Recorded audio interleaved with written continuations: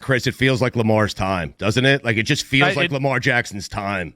It does. It feels like it, but I don't know. It's like I don't count this damn group out of anything, right? Yep. I mean, I've never seen a team go this way the whole regular season like the Kansas City Chiefs, look like shit on Christmas Day, get in the playoffs and all of a sudden go, hey, we can just turn it on. And hey, now we're one of the most high functioning, awesome offenses in football, even though we were inconsistent as hell the whole year.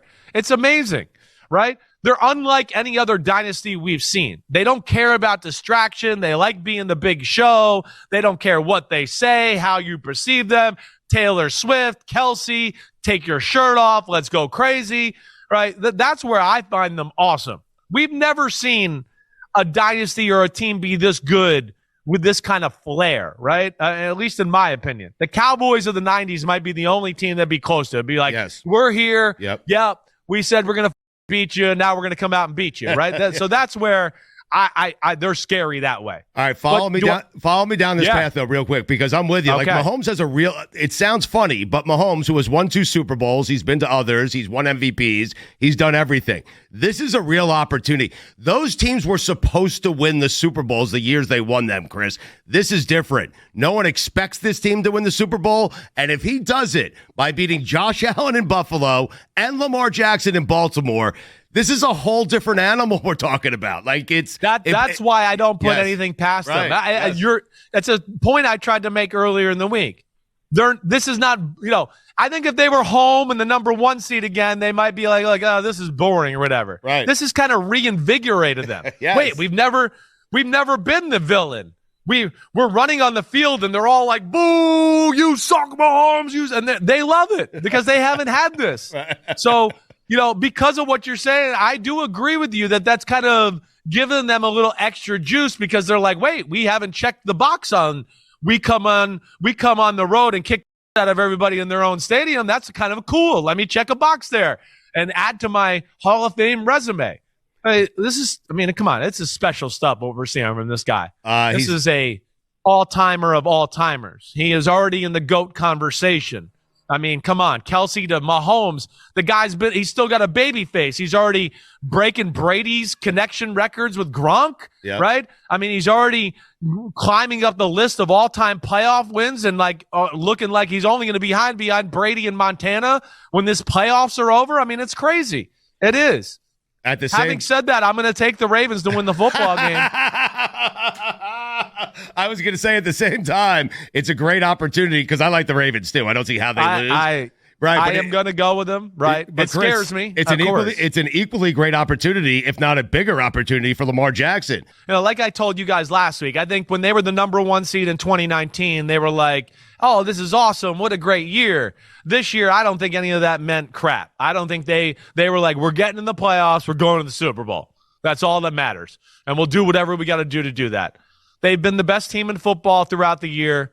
Every time they've been in a big game or a big moment or, they could lose or whatever, they've shown up and kicked out of everybody. I'm going to take them 24-20. I don't feel comfortable about that.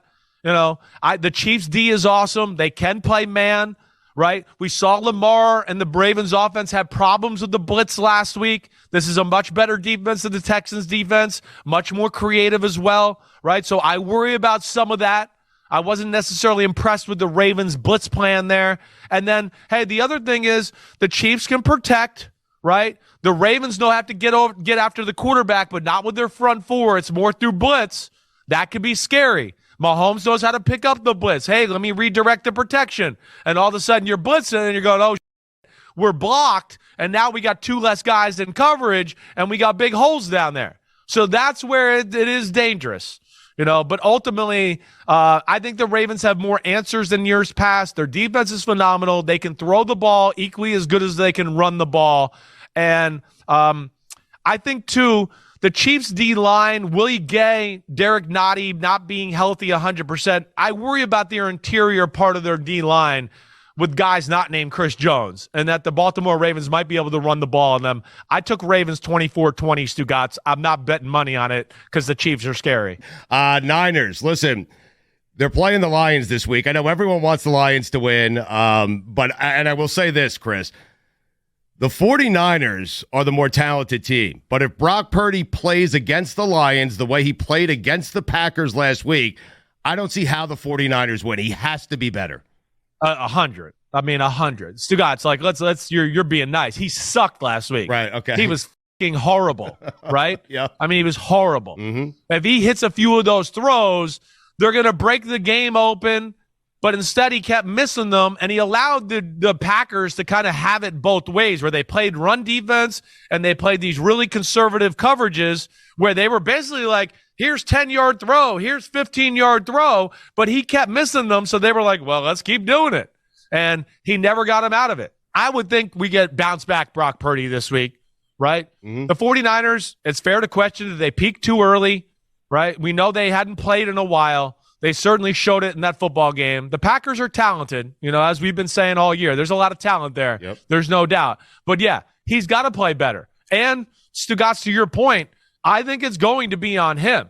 The Lions are a team that usually go all in on whatever they got to do for that. Like, if you're in a run offense, they go all in to stop the run. If you get an empty in the shotgun, they rush 3 and drop 8. Like, they'll call your bluff, right?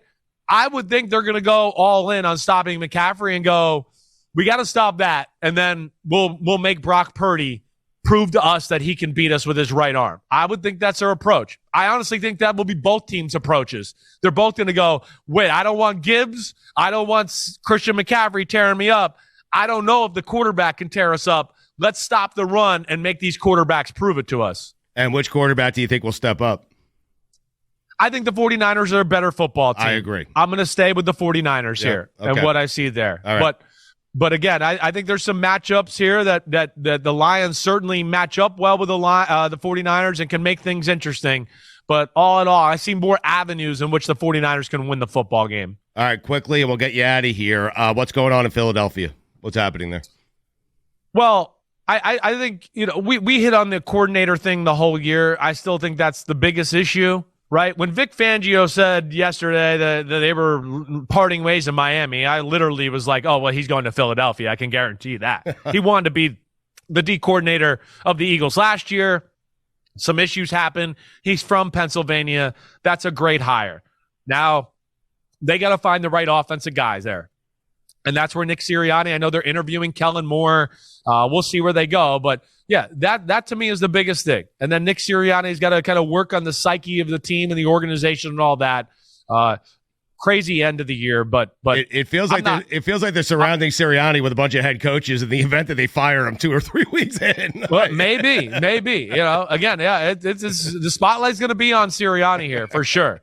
And the offensive coordinator thing is going to be very interesting. Again, because we saw that team. It's the best O-line in football. It's arguably the best duo receiver in football. And then it's a quarterback that regressed in a major way. So that's got to be concerning, and that's where they got to get that right. All right, last question here. What's going on with Belichick? What's happening here?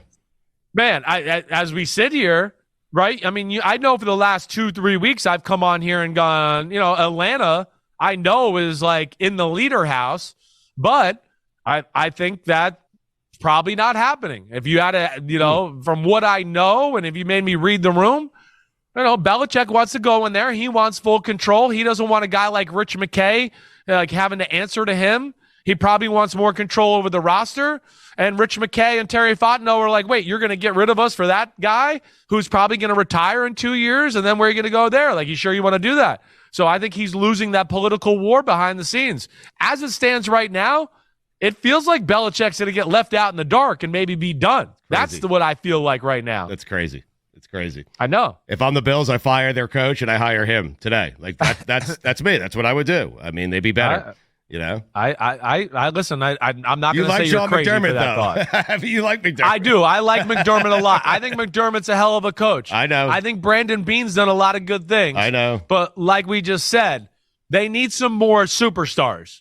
And the teams that we have left in the playoffs, we can rattle off superstars on their teams and go into a second hand, and that's just not the case with the Bills. And that, to me, is the big difference of why they can't get to the promised land. All right, PFT with Mike Florio every single day on Peacock, the Unbuttoned podcast, Football Night in America as well. He, like me, is sad because football is almost over. No Billy, no Mikey. I like this. I had Sims all to myself. This was great. Damn. Most intelligent conversation we had all year. This is the best thing we did. Screwed the hell with those guys. We don't need them anymore. I do, though. All right, fine. You do. I don't. You don't need them. All right. Thank you, buddy. We love you. We'll talk to you. I don't know. Maybe next week. We'll see. We'll see what happens. We'll figure it out, but I'll talk to you. Be good. Enjoy the weekend, man. We'll break down the skills competition at the Pro Bowl. No, thank you.